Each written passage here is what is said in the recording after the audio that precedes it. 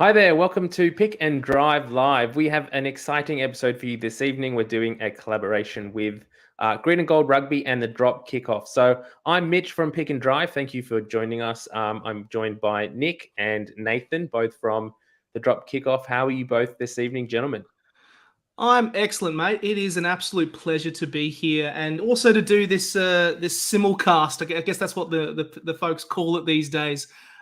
With you guys, we've been, I've been a long time admirer of the show. I know Nathan and I both have been, and it's super awesome to be back once again and talk about what has been a pretty freaking awesome World Cup so far. Nathan, I know you're over there right now, and it's like 10 o'clock. What's it been like? Mate, it's good. Back in Auckland after a couple of weeks in Whangarei, like you can really start to get that build. It's just kind of getting into the, you're getting to finals, you start seeing more flags and stuff around the place, a bit more hype. So like it starts to feel real, and it's really good to see. So I'm excited to see how this next couple of weeks transpires. Yeah, absolutely. Fantastic. It's so cool. And I think we should start by talking about our thoughts on the teams that are standing. Mitch, I know you and Ando have been, watching this tournament religiously, and it's been so awesome to see all the episodes you guys have been doing. Have you been enjoying it as much as we have? Oh yeah, it's a great World Cup. I think everyone in sort of the women's game and in World Rugby was quite disappointed last year when the tournament was sort of cancelled or put on hold, and a lot of questions about whether it would get up finally. And now that we are here and it is being played out, I think in some ways it's actually been better that it was pushed back a little bit and there was that anticipation, so people were waiting for it. Stan has been brilliant with their coverage of the World Cup as well, and they've made it so accessible to watch. You can watch every game live. You can also watch the minis. You can watch the highlights. They've also got their own little midweek show as well, similar to kind of what we're doing. So it's been a really good exposure for the women's game, and the coverage is up there with the men's World Cup, it feels like. So as someone who's sitting in Australia and not like Nathan being able to be over there in New Zealand, which must be awesome in of itself, we really do feel like we're getting access to everything that this World Cup is and has been.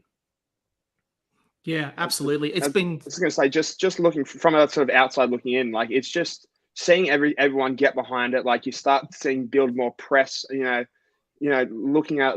It looks like this game's also going to be on Channel 9 as well, like this quarterfinal coming up. So you just start to build that really nice momentum, just heading into the right stages. And, it's awesome to see. And hopefully this can be kind of the start of just a new era for the Wallaroos and sort of women's rugby to just build for the future.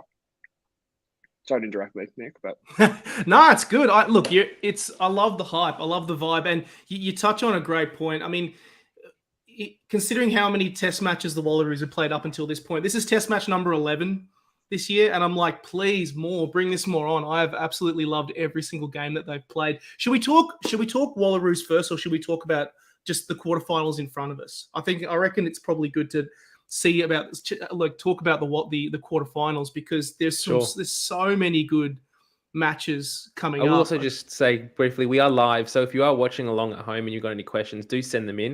You might see it scrolling along the bottom there, but do send your questions in and we'll throw to them as we go. So get involved. This is an interactive experience as well. Absolutely. Appreciate it. We always love hearing questions. I'm just looking ahead for the matches that are coming up this weekend. First of all, I think France versus Italy, which will kick off the matches, which will be in Northlands Events Centre. New Zealand, of course, will be playing Wales. Then, of course, and England will then be going up against the mighty Wallaroos, and then finishing off, Canada will be up against the United States. I want to throw this question to you first, Mitch, because I think this is a really interesting particular topic. I think a lot of people were predicting that England were going into this series as favourites, but there have been a lot of teams that have really stood up in this series. Like the French have been amazing. They've been such a pleasure to watch.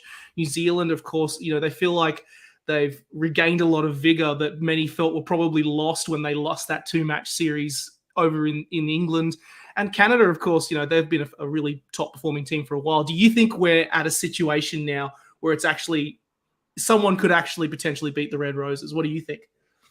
Oh, I mean, sitting here as an Australian fan and as a Wallaroos fan, first, I kind of have that hat on of optimism that they can do it this weekend, and I guess we'll chat about that a little bit later. But it in some ways, England have been the benchmark for the last few years in terms of the women's game, and coming into this World Cup, they were expected to sort of quite comfortably get into the final. But I don't think we've seen them play their best game in this tournament yet, and some of the games in the pools, they didn't look as sharp and as clinical as we kind of have come to expect from them. So in some ways, it sort of makes me hope that the Wallaroos can cause a bit of an upset. We saw that first test against New Zealand. They really started strongly, pushed the Black Ferns right very far in that first half. And if it wasn't for those two cards late or in the midway through that second half, they could have potentially caused a massive upset in the pool. So yeah, I think England probably will. They still are the sort of the benchmark, and we're most likely looking at an England and New Zealand final. But at this stage, I feel like there is one or two upsets that can happen this week and next week. Nathan, who do you think is the potential to most likely spring an upset, in your opinion? Ooh, that's a tough one. I think Italy are very underrated. I think they've shown over their 3 games they're pretty competitive. It's tough to say. The problem with the quarterfinals, just the way it's worked out, is you had 2 out of 4 of those matches.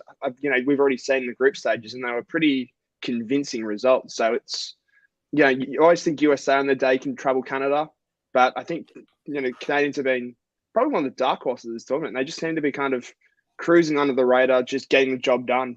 But so I think they might be able to get it. I think Italy. Thinking about it, I think Italy's probably that best shout of an upset. I mean, France lost their number one half. Was it Laura Santos? My pronunciation is terrible. Again, absolute weapon, but again, she's ruled out for the tournament, so that's a big loss. So that's probably I reckon, give me the game to watch. And first up, who knows what can happen. So I think it's gonna be a really interesting quarterfinals just to see how it all plays out.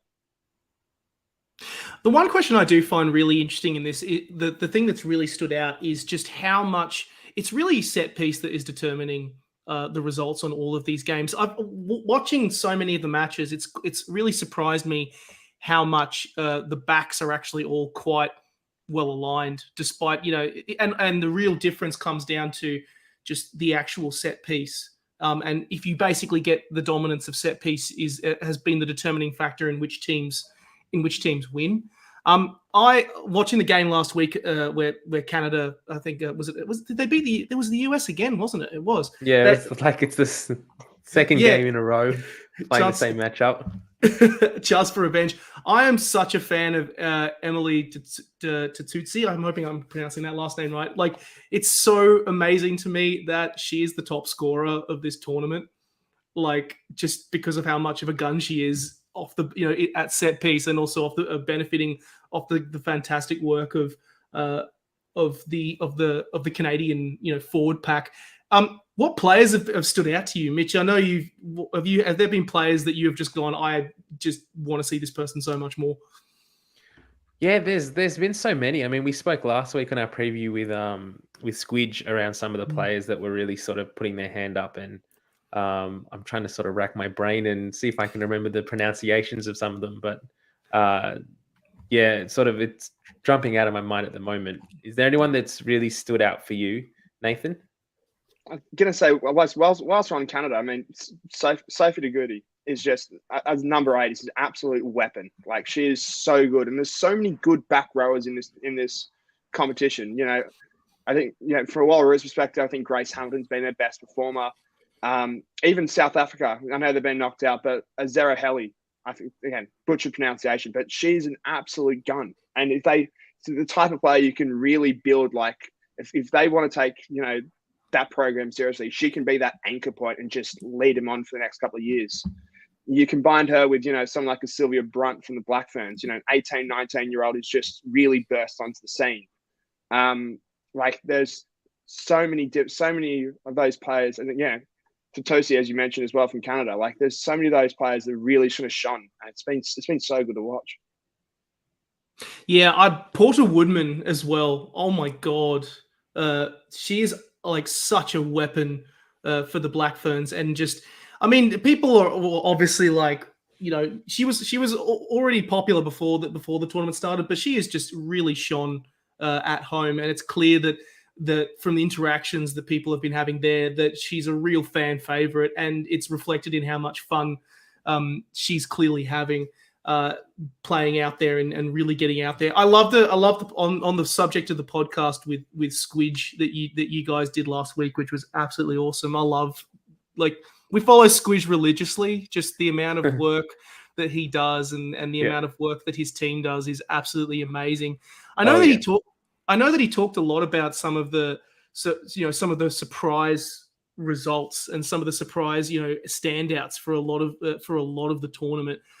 Were there particular, teams that you now look at seeing that they've either made the quarterfinals or missed out, Mitch? And do you think, hey, this is actually, it's highlighting that just how much of the growth, for example, that's the impact that Six Nations tournament, that revamped Six Nations tournament has had on a lot of those Northern Hemisphere teams? Yeah, well, I think just going to show the teams that have made it through to the quarterfinals. So we've got France, Italy, Wales, and England. Like, that's a pretty hefty combination from the Six Nations. So just having that competition year in, year out for the women to play in has shown that they, as teams and as nations, they've really had that prep that some of the other nations haven't had. And that's probably one of the things that this World Cup has sort of shown. When we look at teams like South Africa, like Fiji, South Africa, for example, haven't been playing a lot of test matches lately in the women's game. So they looked quite underdone when they first came into this competition, and they played some good rugby, but they didn't really trouble too many sides, unfortunately. Fiji played some good rugby as well, and we've seen through Fijiana's inclusion in Super W this year that cohesion is sort of pushed through into this Fiji team. But if they had more time together and they had that little bit more experience as professional rugby players, then they could be putting in performances like England and New Zealand are currently putting in.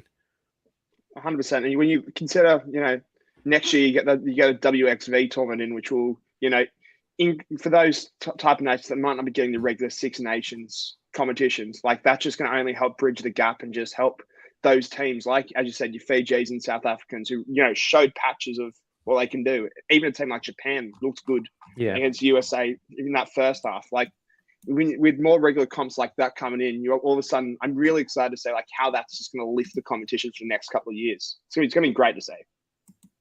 Yeah, absolutely. And fingers crossed we'll also see more test matches. And I think hope that Pacific 4 series will continue on as well for the Wallaroos, because it's clear that they really they are benefiting hugely from not just the fact of incorporating players like Shani Williams into the team, which has really led to increased competitiveness in the side, rising tide lifting all ships, but it's also just seeing the players themselves, just the increased competitiveness country to country just makes it so much more impactful.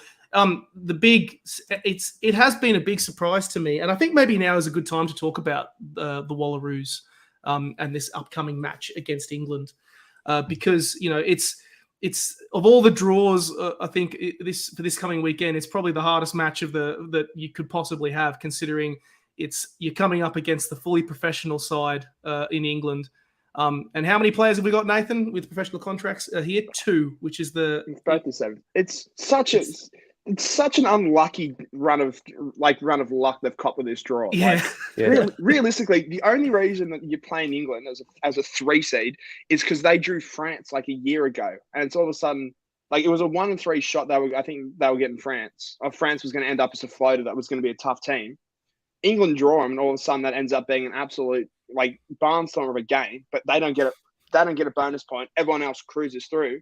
And meanwhile, we go 2 from 3, and all of a sudden, as a 6 seed, it's like, all right, now you're going to go play the number 1 team who's won 28 straight and hasn't lost since 2019. It's like, come on, where's the luck in that? Yeah. Well, it is so frustrating, but it's been so positive to see the grit the girls have shown, particularly in that Scotland game and that Wales game. I was really worried about that Wales game because I thought that probably Wales might have had our number in terms of just the physicality in the set piece, which was kind of proving the determining factor. But the girls did well. They really managed their discipline well. And additionally, I think they kind of shut the Welsh out of the game quite a bit, which was even despite some fantastic defense, which was really, really good. I feel like we should talk about this Welsh game and use it as a precursor to preview this upcoming match.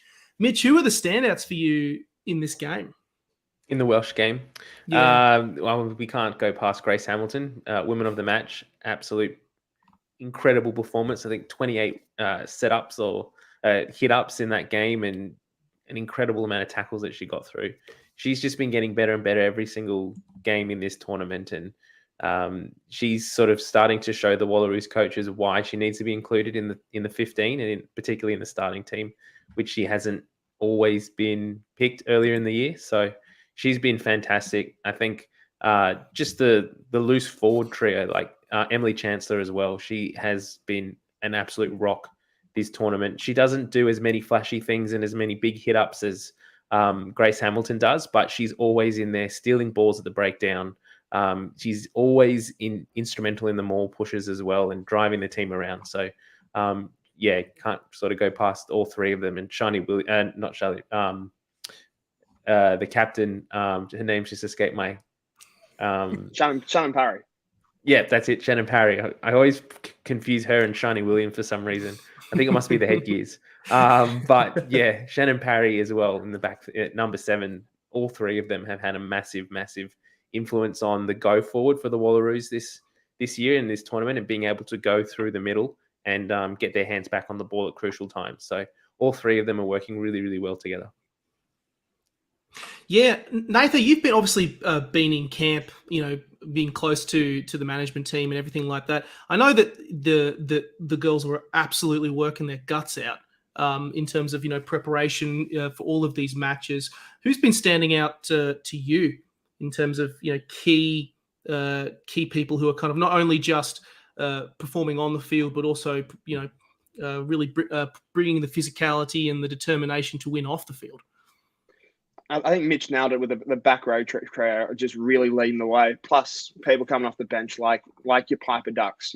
Grace Kemp now all of a sudden stepping up as someone who hasn't had much experience as a lock, but is come in and really adds a dynamic element to it. I mean, when you look at that, and you look at especially some of the sessions they go through, they call it like their Test Match Tuesday or World Cup Wednesday this week. The stories that you talking to players afterwards, it's absolutely brutal. Some of the stuff they go through, they're just absolutely smacking into each other, trying to such as a competition for positions. They just leave it all out there, and that back row trio leads the way. I think someone like a Liz Pardu's gone under the radar. I think one thing that's been really good has been the scrummaging from all front rows that have come on. Your Addie Talakai's, your Eva Kapani's, or Bridie O'Gorman, whoever starts at tight head there, has been incredibly solid. And your backs as well. Laurie Kramer filling in at fullback. She's been a great addition. Biana Tarita, absolute gun who hasn't had a chance to really kind of announce herself in the 7 stage. All of a sudden, has just made a name for herself in the past couple of months. There's so many of those players that have really stepped up and it's just starting to make a name for himself and just building just some nice foundations that you can, if someone like Shani Williams goes back to 7s, or maybe a couple of them heading over. I think I've already announced they might be heading over to England. They've shown that there's enough in that setup, and there's enough depth, and there's enough kind of players who are putting their hands up that you can really build something special here. If you can find a way to get a win over England, that would be just the perfect, flag in the ground, announcement stage, be this is our time, this is what we can do. So it's too many to single out one player, but it's just a really exciting time. It's really interesting that you mentioned the impact that the 7s girls have had on the team. Shani Williams, for one of them, she's really just made the backline look a little bit more cohesive around her. Just the fact that she has the experience from both her background in 7s and 15s, but she always seems to know when to do the right thing. She knows when the right time is to tuck the ball under her arm and hit it up, or when it is to offload and feed the ball out to her outside backs. And the winger as well. I'm screwing up names today, but Biana or Baby. Just yeah, go with BB Baby. on the wing as well. Like as you said, Nathan, she has had an absolute outstanding tournament so far, and I think the preparation that she's had coming through the sevens program has allowed her to step into the 15s team and really shine, and again know when the right time is to sort of cut in field or to put her ears back and go for the corner. So both of those players have had a really positive influence on the just professionalism as well of the whole team around them. So it will be interesting to see moving forward how the combinations go, how many players do swap back and forth. It would have been exciting to see some of the other sevens girls maybe make a transition. I mean, we've highlighted on our pod a number of times how great it would be to see Charlotte Caslick having a crack for the Wallaroos, but obviously understand that they're the world champs at the moment. They've got their World Series kicks off in a few weeks as well, so they've got to take their time off when it comes, and it will be interesting as well to see in the next sort of few weeks after this tournament's over for the Wallaroos, which of those sevens girls do go back to sevens and which ones stay in 15s.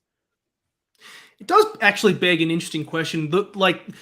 I did find it particularly interesting that that they took this approach of bringing sevens players in, and for me, after seeing the performance of the team, until the 15 side is completely fully professionalized, this is an absolute no-brainer to help lift the entire squad up, to have a lot of these professional players come in, because you would learn so much from having someone like Shani Williams on your inside or outside helping you out. And I love that you guys are really giving the back three a lot of praise, because for me, though, Kramer especially has been an absolute standout for this squad, considering how many fast women there are in the game and how many fantastic players there are.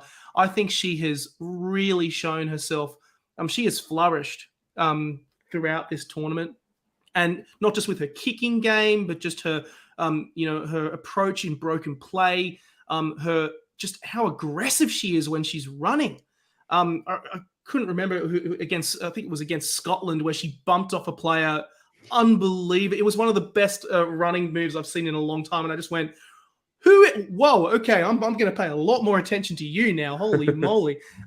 Absolutely unbelievable. But I think that's a great point that you've highlighted there, Nick, the kicking game for the women's. And that's one thing, I guess, that I've learned from watching the Wallaroos in the last few years, but really this tournament has highlighted that a strong kicker in the women's game can have a massive influence on your success, more so than the men's game. It feels like in the men's game, you could have 4 or 5 options, but in the women's game, it really only comes down to 1 or 2.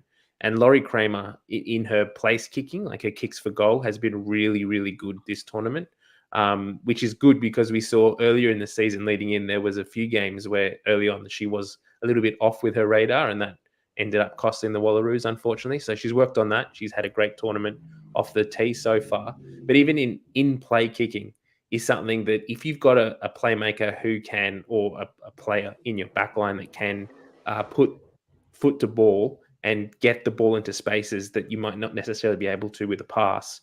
Some of the other backlines and some of the other teams don't have that capability. And so we saw in this game, I think it was the 2nd or 3rd minute of the game, Laurie Kramer or even Bella McKenzie, I think it was, did a nice little kick over to Ivania Wong, found her in space. The Welsh actually shut it down quite quickly, but it was really promising to see them take that space and to attack in that way. They didn't do it as much as we probably would have liked later in the game, but it is good to see that they do have that trick up their sleeve, and that is one element that they can go to. And it'll be interesting to see if that's an element that we use against England this week. But it's those lessons. That's the thing for me. Like interviewing the coaches, like they were from day one talking about Six Nations opponent. They were talking about the fact that they will always defend with 14 in the line, and it's kind of how do you go about kind of breaching that? And that intent straight up was awesome to see. Like, sure, it didn't lead to a try, but as soon as you put that in their head straight away that, hey, we will, chip in behind, we will kind of mix it up. All of a sudden, you force them to drop back, and you kind of put that indecision of, do we rush up? Do we stay back? Do we, have a wingers back? And all of a sudden, it can just open up other players to develop. So, as you said, probably went away from that the last 5-10 minutes, but like the way Bella McKenzie was able to just kind of just put the ball in behind, and even if it didn't work against, I don't think it worked as well as they would have liked against Scotland, but it still just kind of gets that indecision in people's heads that you need to kind of create in defenses. Yep. Yeah, absolutely. And I will say one last thing before we move on to talking about this upcoming match. I think it's a real testament to not just the girls and their work ethic, but also just the management and the coaching staff. Because I think Jay Tregoning had like 6 or 7 test matches cancelled in 22 or last year and in 2021. Yeah. And it's easy to forget that the girls hadn't played a game this year, and like the last time they played was 2019. So for them to turn around and really stand up during this tournament, I think has been a real testament to both the work of the management staff and the coaches, but as well as the girls themselves. It's really, really positive. And I'll also just say on that point before we move on as well, that it's been really, I think in some ways, initially Ando and I were talking about it early on, that the Wallaroos had, it was a hard ask for them. They played the Black Ferns 4 or 5 times this year. Like that's their most consistent opposition since they've been playing. They've played a test against Fiji, and then they played a test against Japan, and they did get a few others against Canada and America, but mostly they were playing the Black Ferns. So coming into this tournament, we were a little bit like, that's a big ask. Their first test was against the Black Ferns, but I've actually think that that's improved their performance, and that's given them confidence against the teams that they've seen in the last few weeks. Wales and Scotland didn't necessarily play the same style of football that the Black Ferns play, and we weren't sure coming into this tournament how they would prepare for that, not playing those European nations, how they'd be able to adapt on the fly.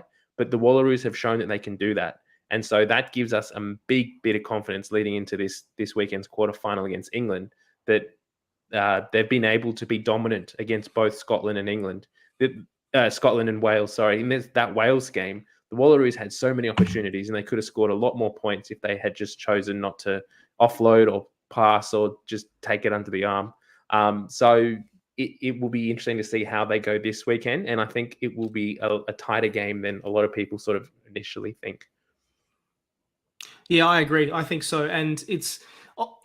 I think now is a good time. Let's talk about. Let's preview this match, because even though it's been fantastic to see how great the girls have progressed throughout this entire tournament, there's no denying that you're coming up against the tournament favourites here, and this England squad are outstanding. I think Squidge described them. I think, and you can pull me up on this, Mitch, that they are the best rugby team, not of any gender, anything like that. Statistically, they are the best rugby team in the world right now, in terms of everything they're doing, their execution, everything.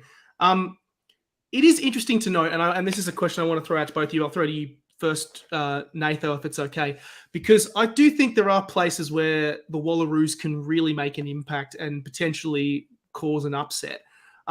Where can the Wallaroos win this game? Yeah, it's an interesting thought, because I mean, there's a reason they've been undefeated for the past 28 games. Like they're so solid around the sort of park. I think the key is that set piece battle. Like when you kind of look at their strengths, you look at their kind of different phases of attack. I think the scrum is probably one of the, you don't want to say weaker, but like it's, when you compare it to everything else, it's probably not one of their strongest assets. So you can, as you say with those stats as well, like we got solid. We should have had at least 4 or 5 penalties from that Wales game. Particularly, there was that one sequence when Emma Robinson came on and did an absolute number on her opposite player. Yeah. Should have got at least 2 or 3 penalties, and it just kept getting reset and reset. It's just again, coming out the same tunnel. Coming out the same tunnel when it's at our number 8's feet. That's a new one. Straight through, yeah. That's a new one, but like that's where you can get that ascendancy. And we, forecasters saying it's going to be wet conditions as well, so it's going to be a real grind. If you can kind of establish that dominance early, as Nick alluded to, if you have similar hit-ups to one like Kramer put down against Scotland, really kind of set the tempo and bring him into that real dogfight. Shutting down the rolling maul is also going to be big as well. Like if you can kind of get those first 2 under control in terms of your maul defense. You know, someone like, I think that's why they brought in Michaela Leonard last week. Yeah. It wouldn't surprise me to see her in this week as well. Like if you can get those two areas sorted, all of a sudden you can really build that kind of that momentum. And, you know, you start winning those forward battles. You start maybe just getting the ball over the gain line. You play that territory battle. And all of a sudden, you know, you can really you can build that pressure, because the attitude has been the exact same as the Black Ferns game. No one thinks Wallaroos is going to get it done. So why not embrace that? Why not put the English under pressure and see how they react? You know, they're the World Cup favourites. They're supposed to cruise through. See what happens if you put it under pressure for 20 minutes. See how they react. That's a really interesting point. The pressure that the England are facing, like they're the favourites for this tournament. They can't afford. This is knockout rugby now, so they don't get another shot if they don't win this week. They've won 28 Test matches in a row. They're the current Utrecht Shield holders. They're coming in with a lot of expectation, and we saw in the first opening game of this World Cup between Australia and New Zealand that New Zealand had all the people in the stands watching them that they're not used to, and under that pressure, they were making errors. They didn't look like the Black Ferns that we've come to expect over the last few years. So there's no reason why the Wallaroos can't get up in England's face and really make this a physical battle. And if they do that, I think that they can get inside England's heads and they can start to rattle them. Then I think that they have a real shot of being able to push it all the way through. Another element that you mentioned there, Nathan, was around the maul defense. That was one area when we were speaking to Squidge last week in the Welsh test that we were worried that in the Scotland test, the Wallaroos gave away a lot of penalties and cards through collapsed mauls, and they didn't really know how, or they weren't effectively diffusing that maul. But in that Welsh test, they did a lot better, and that they didn't allow Wales to just get that ascendancy there. And so I was worried coming into that test that Wales would just kick to the corner and maul all day long, but they didn't. And the Wallaroos did really well in shutting that down. So if they can continue that and they can bring that sort of defense and that mindset into this quarterfinal against England, then that unlocks the backs and that gives us a little bit more opportunity to roam ball in hand. Sorry, just one note on that. Just an interesting point that's kind of gone under the radar a little is, you know, we were worried about Scotland and kind of the reaction from that. But, you know, speaking with Jay afterwards, he was very, very, you know, very calm and very clear about kind of what had gone on. And apparently, you know, had raised concerns about how Scotland were putting it together in terms of their maul and the sort of legality around it. Let's just say that. Turns out he was absolutely right. And there was like certain issues that they had raised. They'd gone to ref and say, look out for this. It happened again in the Scotland game. And then kind of when they went afterwards and said, hey, what's going on here? They basically admitted when they got away with the exact same thing. So basically that Wales game for me was just that real confidence booster that, hey, no, this team can actually diffuse mauls, and it can actually, you know, sink it when it matters and do it in a legal way that's not leading towards, you know, a similar situation to, you know, that Scotland game where you have, you know, a penalty try and Talakai off the field. So I think that was just a real shot in the arm for him. So it's going to be interesting to see how that goes at another level against England. Yep. Absolutely. I have no doubt, particularly off the back of that. I love that you mentioned that the opening game against the Black Ferns, that 30 minutes was probably the most enjoyable 30 minutes of rugby I've watched all year, easily. Just how amazing it was in terms of every single thing that the Wallaroos were executing. And the element of surprise is I think, the key thing here. And the real challenge is, and it proved to be the case in that match, and it'll probably prove to be the case in this one, is we know that the girls can step up. We know that they can be competitive. It's just, can you do it for 80 minutes? That is the real challenge with this side, because when you have a side that is really as well drilled as this England team, that is the key thing that really separates them from the chasing pack right now. It is clear, and I love that you guys have mentioned, and I love that you mentioned at the top of the pod, or the top of this Mitch, that we still think England haven't played their best game yet, and maybe it is because of pressure, and maybe it is because that, you know, I also think that a lot of teams have asked a lot of questions of them, and that maybe even cracks are potentially starting to appear. That French game was really interesting to me to watch, and I think that might have probably it might be up there as one of the matches of the tournament, probably bar the Fiji South Africa result as well, which it was amazing. I want to ask about key matchups as well. Let's, in terms of putting the squads side by side or players side by side. I know you two have been really talking about the loose. Kind of that loose forwards, which I think they really stack up alongside each other. I think Packer is an unbelievable player for England, in that position, and she'll be going up against Parry if she's. I think at the time of us recording, the squads haven't been named yet, but you'd assume, considering her performance against South Africa, that they'll be selected. Where do you reckon, in terms of actual one-on-one matchups, are you most excited for? Mitch, are there any that you're particularly excited for? In terms of like one-on-one matchups, there's not really anyone that kind of I don't always sort of look at the matchups so much and just kind of think about how certain players will go and what certain players can do. So I'm really looking forward to seeing how our back three goes this week. It's interesting, as Nathan said before, that it's expected to be wet, and I didn't know that. Obviously not based in New Zealand like Nathan is. That's the beauty of having someone over there on the ground. So it will be interesting to see how the Wallaroos approach the test match with those conditions. Like, one of the things that Ando has said on our podcast for the last few weeks is he thinks that England have struggled this tournament to adapt to an unstructured style of play, similar to what New Zealand bring when they throw the ball around and they counterattack and they keep the ball alive, they offload, and they keep the pace of the game moving over. England seem to struggle in that element. They much prefer a slower set piece style game.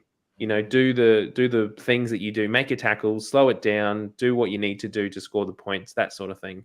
So it'll be interesting to see with the conditions whether the Wallaroos do sort of try and chance their hand a bit and keep that tempo going and trying to sort of get those back three, particularly the unleashed, and find them in some space, or whether they do sort of resort to a territory style game, kick it out of their half where they can and try and just trudge their way up the field and hope that England's the weather conditions play a factor there and that both sides sort of struggle at the set piece and that kind of thing. So it will be really interesting to see how both teams approach this.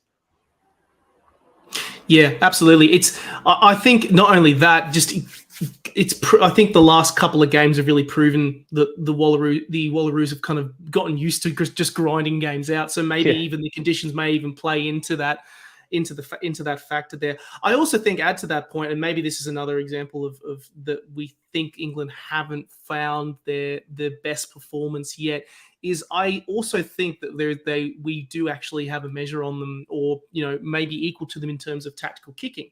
Going back to your point of how much the tactical kicking game really is really coming through in this tournament. I'm really, really excited to see how Kramer goes this weekend, especially going up against the likes of kickers like Scarrett and McKenna for England, who have really shown themselves to be fantastic players in that space, and really I think have had a lot of work on their hands against that in that French game when France's tactical kicking proved up to the task to shut down any challenges they had. Nathan, what are your thoughts right now in terms of key matchups? I was going to ask Nathan, actually. You're the man on the ground over there. You probably have some insights into what team will be named when it is named. From the team that looks like it's going to be named, what is the style of play that you think we can expect from the Wallaroos? I mean, I think it's like, realistically, when you've won back-to-back games, you're probably not be making that many changes. Like, at this time, like, I'm not entirely sure what the team is, but again, you wouldn't expect like wholesale changes. So no. I mean, the key to me, I think that lock battle is going to be interesting. I think we've already touched on it. Zoe Aldcroft and Abby Ward from England are world class. Like, they're just Aldcroft, deserved Player of the Year last year. She's incredible. So it's going to be on Michaela Leonard and Grace Kemp to really kind of match them and just try and shut them down. Maybe, Kemp with a sort of added dynamic running and kind of explosiveness can maybe, use that to her advantage, but we'll wait and see.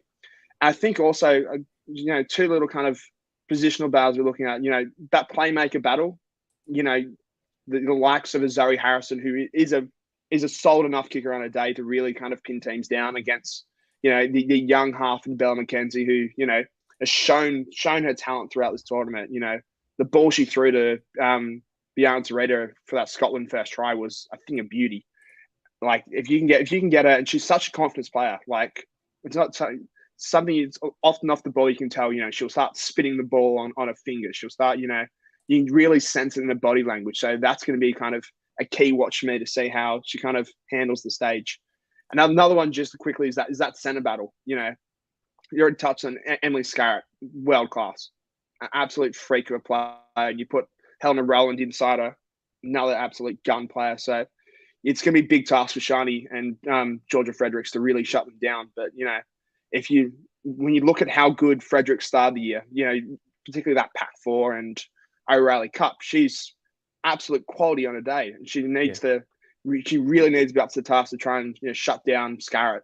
And, if we can get, she's been coming off 60 minutes, 65 minutes. If we can try and get her going for full 80 minutes, really like get her wound up for this. Like, she can absolutely take over a game. And, we saw her influence against the Black Ferns and just kind of setting that tempo. And, when you look at kind of positional battles and where this game could be kind of won and lost, she can be a real kind of trendsetter for us if she can just get over that game line and just keep that ball going and keep that momentum started early. So I guess that's my 3 key kind of battles to look out for. Love it. Absolutely love it. And it bodes well for the contest this weekend. Let's talk predictions. Let's talk final predictions for the weekend, because there's 4 fantastic quarterfinal games here. Thank you for putting up. Again, France are going to be up against Italy. New Zealand will be up against Wales in the first 2 games, and then the later matches, England will be playing Australia and Canada will play the USA. Mitch, I want your predictions. Who do you think is going to be winning? Who is going to be going through to the semi-finals, and by how much? Oh, we're going by how much, are we? Okay, that's the toughie. Put you on the spot. I'll say France will get over Italy by at least 10 points. I don't see that going any other way. I think the New Zealand and Wales game, this could be a cricket score in some ways. So I see New Zealand taking that one out quite comfortably by at least 20, 25 points.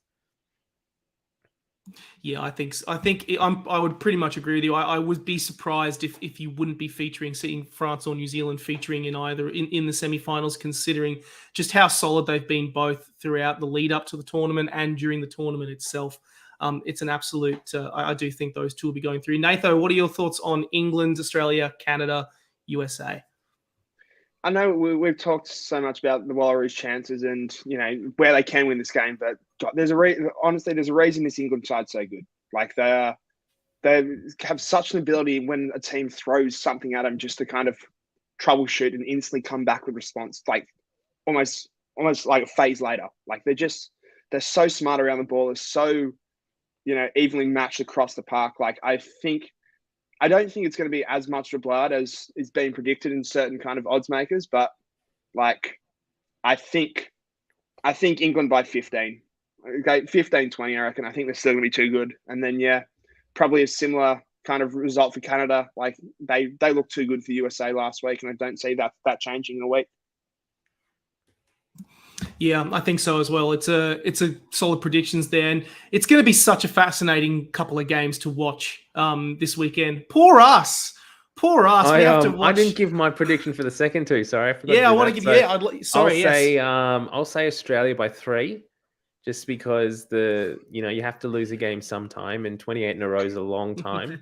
So I'll go with Australia there, and can't go past Canada. I mean, I'd love to see an upset if the USA could get some revenge on Canada, but they haven't.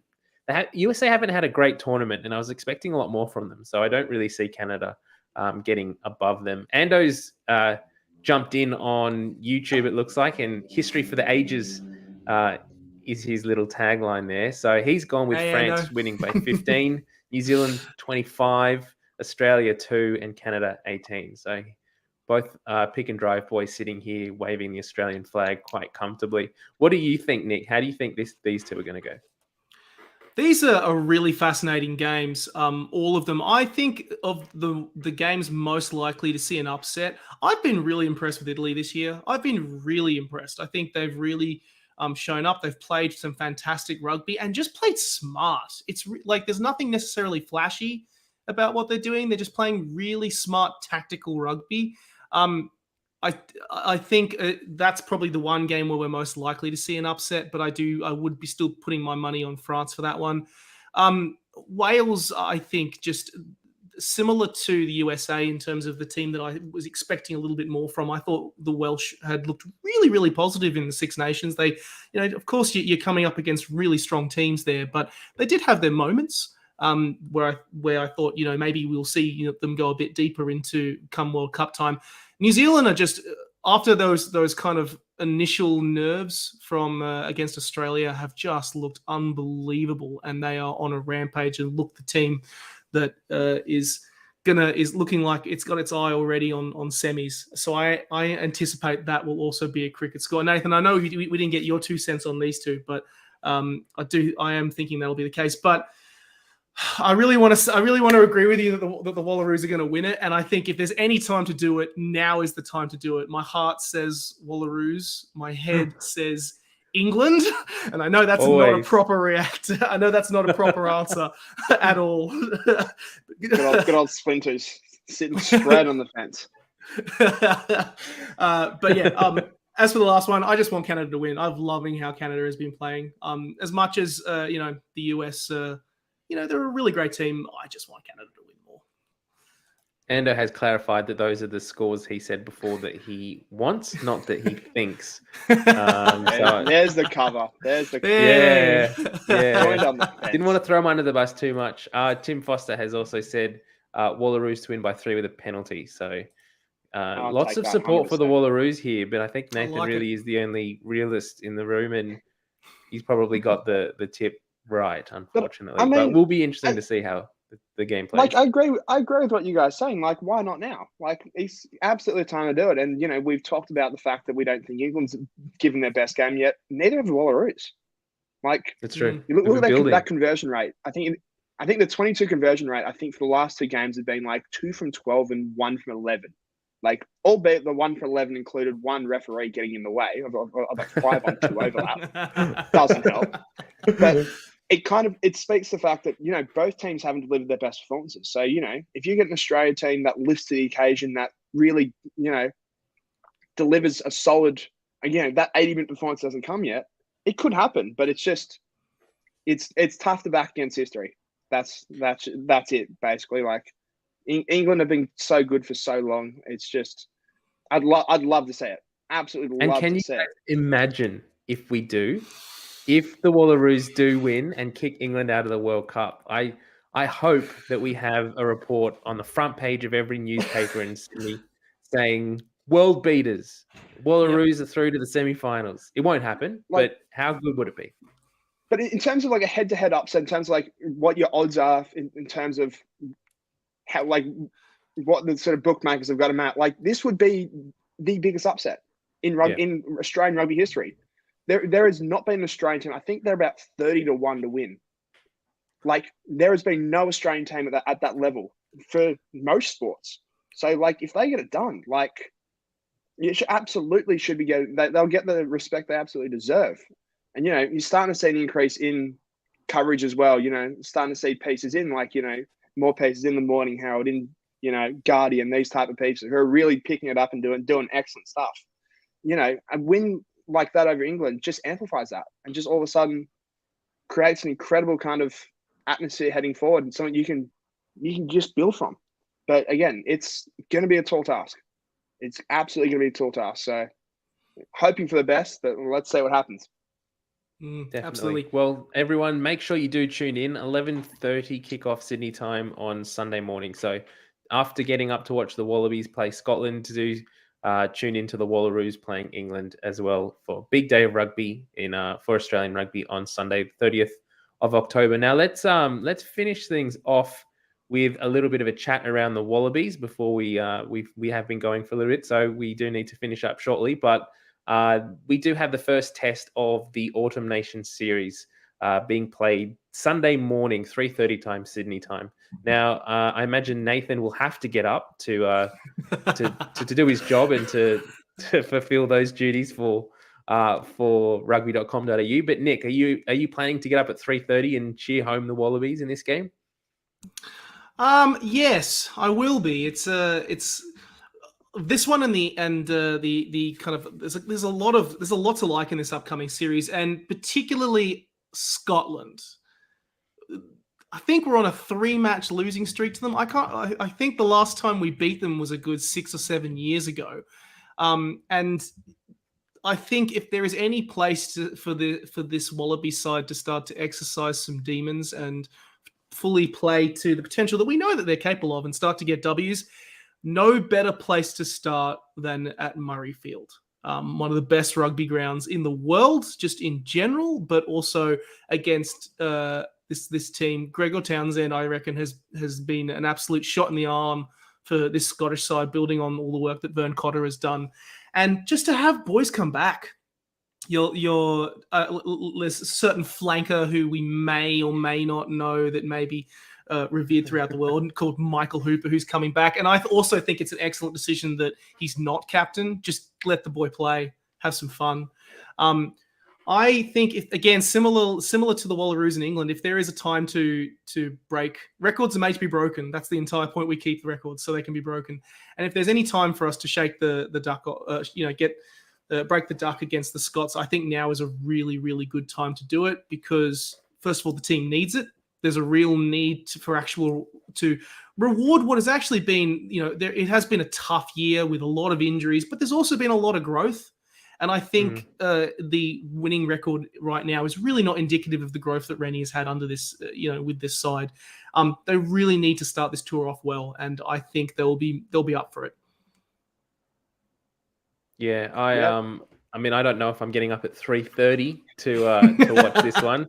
Seeing that I do have to work on Sunday, so might do a 6:30 start or something like that to squeeze it in. But this, I mean, out of all of the tests in this Autumn Nation series, this one has the asterisk next to it. I think this one and Wales at the end of the series, because they sort of fall outside of the international window. So I know that there's a few players that aren't available for Scotland in this game, and will be interesting and we haven't got the teams to be announced yet. I think an hour's time though will be announced. So if we were doing this in an hour, we might have a little bit more to talk about, but we don't, unfortunately. Be interesting to see if Jack Dempsey makes his Scottish debut against the Wallabies, and it will be interesting. I don't know if they'll rush him in so quickly, particularly for that first test, whether he does get any minutes, but it would be quite a story, and it would be interesting to see how he goes. I'm looking forward to this game to kind of see what style of play Rennie does choose to go with this team. We have so many injuries at the moment, so many players in, so many players out. It's going to be a big game, and realistically, we don't have time to ease ourselves into this series. We need to hit the ground running. And so there are some players as well for Australia that aren't available in this game. Will Skelton's one of those. So it'll be interesting to see what we do in terms of selection, because this game and next game, the two games, I think we play France next in game 2 of the series. You would realistically want to be picking the very similar team week in, week out for this series, and hopefully no one gets injured. But with Will Skelton not being available, will be interesting to see which way Dave Rennie does go in the second row. What are your thoughts around this game, Nathan? It's going to be interesting. I've always kind of viewed this as this is the flip game, the 50-50. And when I look at that 5-test tour, we should be betting Italy. Wales, I know they dusted us up last year, but if you're still more often than not thinking that this Wallabies team has got enough quality, regardless of who's out, they can get a result against Wales. France and Ireland, they're top 2 for a reason. If you can naturally compete with them, but you're not going in expecting them to get absolutely dominated, or Wallabies going and dominate, I should say. So this is going to be an interesting game. And we've kind of touched on who's out for the Wallabies, but Scotland are going to be without Stuart Hulk because of that exact same reason. Finn Russell wasn't selected altogether, which I thought was a big shock. So really, wow, I had no idea. Yeah, so that's 2 big playmakers that they've relied on in the past that have had particular success against Australia, that are all of a sudden going to be out of this squad. So it's going to be interesting to see who kind of steps up in that regard. yeah, I think we've got the sort of cattle to match them. I think you've got through a lot of those guys got that experience of Test rugby last year in Europe. It's not a foreign concept going over to Murrayfield and expecting, a packed crowd to do, and that whole atmosphere behind that. But I do agree that this has to be the time. Like, you're 11 months out from a World Cup. At some stage, the wins have to come, and this has to be the game. Because you don't want to be going into, as I said, France next week. You don't want to sort of end that tour off. You're 0-2, putting unneeded pressure on Italy, where you might say that game is trying to get people in, like a Jock Campbell or a Langy Gleeson or Ben Donaldson. Like, you don't want to all of a sudden have that risk of, well, do we way up give people experience, or do we kind of just make sure we bank a win? Like, you want to be in a solid position. So I think this game's arguably the most important of the tour, just to kind of set that platform, put last year behind us, and be like, all right, let's see how far we can go, and let's start building that confidence up. Steve Lenthal says on Facebook, the Townsend and Russell relationship is almost like Quade Cooper and Checker. Very much is. You're not wrong. I love it. I think what is really interesting about this test, this series in the Autumn Nation series for the Wallabies, is that Dave Rennie, through injury, has named a lot of debutants, and we're less than a year out now from a World Cup. So realistically, there's some guys that are on this tour who won't feature in the World Cup squad, and so it'll be interesting. Does Dave Rennie then use this tour as a way to test whether players like Langy Gleeson, Mark Nwonganitawasi are quite up to the level of international footy and will feature in the World Cup next year? Or do you just give game time to the guys that will make that squad, and who are there? Andrew Kellaway, potentially Tom Banks, players like that. So will be interesting to see how the selections go for this series, and it's also coming down to, for Dave Rennie, he just needs to get wins now. Like, you can and you need to be looking towards the World Cup, but you also need to be doing everything you can to get wins on the board now, because there's already people talking around his win percentage as coach and trying to get those up. And we know the injury list that we have, the players that are unavailable. So we need to start figuring out how we get wins and how we get them now. Yeah, I have one point on that, and that you make, and I think it's played such a factor on the inconsistency that the Wallabies have had this year. But you make a great for all of that, for all of the injuries, a lot of those second string players and third string players are getting game time, and I think I think it might be a case that while we are suffering the pain of it now, it could be a case of short-term pain for long-term gain, because you'll potentially have a whole bunch of those players who will get selected for the World Cup. And if they do, then they have had much more game time from this year that they'll be much better off for when they play against, come next year in a quarterfinal or a semi-final, and that could make all the difference. And we could be sitting here 12 months from now, staring down the barrel of a semi-final, fingers crossed, saying, hey, all of that, the struggles that Rennie had, it all panned out in the end because of the fact that he just gave boys the chance to have a go. But not only that, just stuck with them a bit and trusted them a little bit. Yes, of course, through injury, but but it was a case that blooding those guys made a huge difference. Whether that will pan out or not, of course, we don't know. But I think it is a case that the optimist in me thinks, considering how consistently there have been some weeks where they've really showed up and those young guys have really played well, there is enough there to suggest that the young guns can also show up and really put together good performances consistently come World Cup time. And this is one thing that I've thought about the Wallabies this year, is that they've shown through that consistent inconsistency, it's always the revenge tests, the bounce back tests that seem to be the ones that we can't quite nail. So we put in a good performance week 1, and week 2, we don't seem to be able to show up and match it when the other team sort of knows what to expect from us. So in some ways, I'm kind of hopeful that this spring tour will show that we only have to show up and beat the team once. We don't have to worry about playing them week 2. And if we can just keep going week in, new team, new focus, new team, new focus, and just get those wins on the board, that's all we have to do for the World Cup too. There won't be 2 teams, theoretically, that we need to face in a World Cup all the way through. I mean, statistically, there might be a team that we come up against. I think there is a chance we might come up against Wales. I don't know how all the sort of put things it this way: if you're playing a team twice, like we've gotten far. Like you're not playing a team. If we're playing a team twice, we're looking at a semi-final, final, and I think we could sit here and be like, if that's happening, I'm more than comfortable That's fine. in that position. We'll take it. That's fine by me. I'll take that any day of the week. Yeah.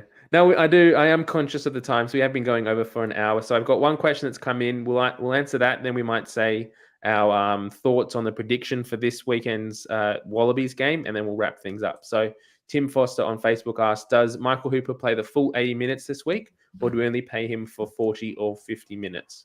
What do you think, Nick? Okay, so my answer is 40 or 50. I think I've just realised I haven't got the Wallaby squad here in front of me, but I know that there have been a lot of really solid loose forwards who've stood up in Hooper's absence. Yep. And I think we also need to think about it. I think it was a bit of a wake-up call, and also just a reflection of how much that man has been the absolute heart and soul of Wallaby squads for the last, 7 or 8 years. And we need to be prepared for a time that he's going to retire. There's going to be a point where he is not going to be around. So I think just let him play his own, obviously, of course, within the strategy of the game itself, but let him play for 40 or 50 minutes, ease him back into this game, and then trust that, someone like your Fraser McWright or one of the other upcoming guys who Pete has Samu. Really, or Pete Samu, they have played really well. They have really stood up, and it's been one of the biggest joys of this period of time, of the last couple of matches, just seeing how strong our depth is in the loose forwards positions. So I guess on that, I was just going to say on that point. Then, do you start Hooper and then take him off for Pete Samu or McRae, or do you put him on the bench and you bring him on? You start Michael Hooper.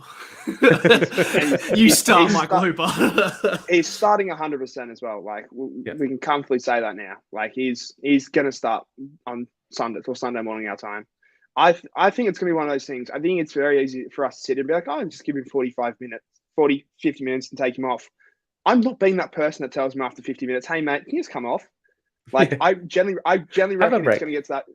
Have a break. Come on. No, I reckon it's going to get to like 20 or 30 minutes in, and we're going to see like Hooper back at his best. Like, he's just going to be an absolute terror, and it's going to be like, nah, let's keep him rolling. Let's see how much we can get. And let the boys he'll just go back to being goddamn Superman, and just I reckon he'll go the full 80.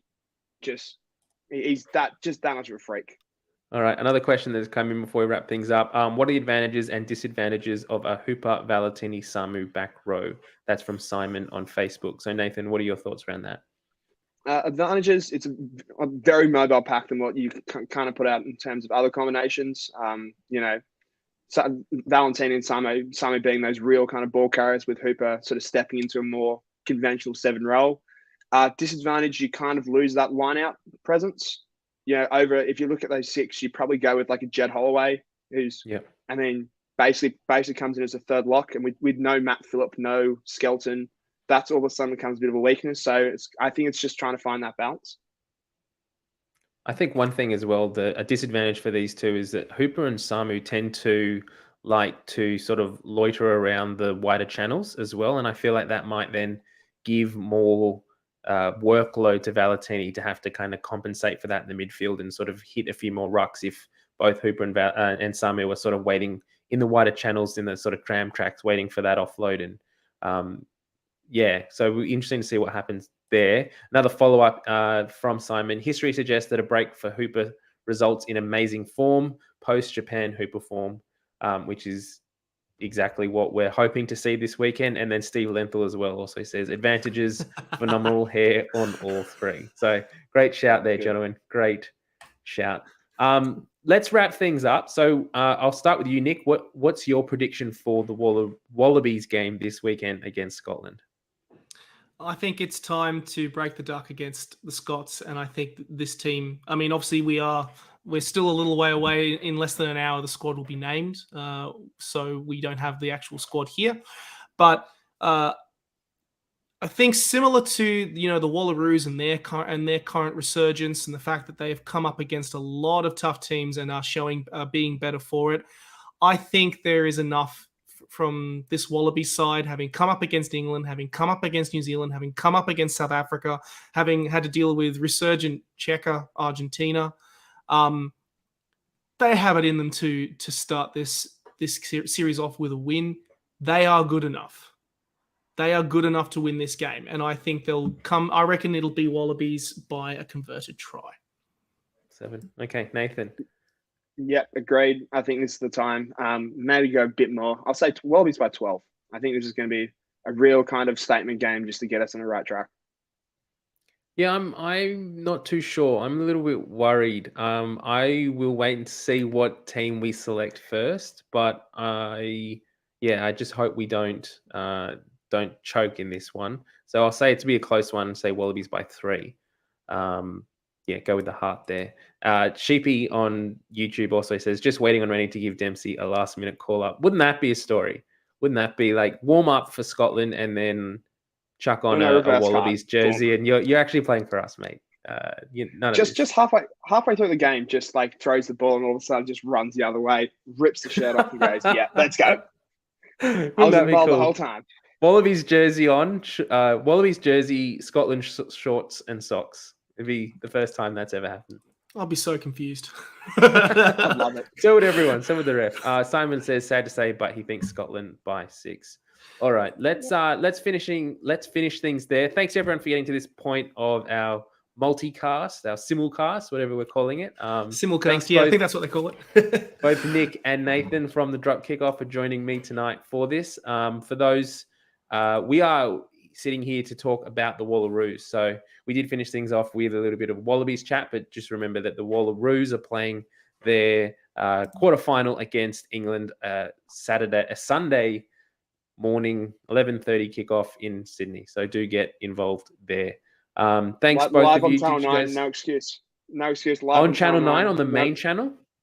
In New South Wales, yep. No excuse. Get behind it. Get around it. You heard it here first. On the main channel. Fantastic. Get behind the Wallaroos as they go up against England in the quarterfinal. All right. Thanks, everyone. And we will catch you next time. Bye.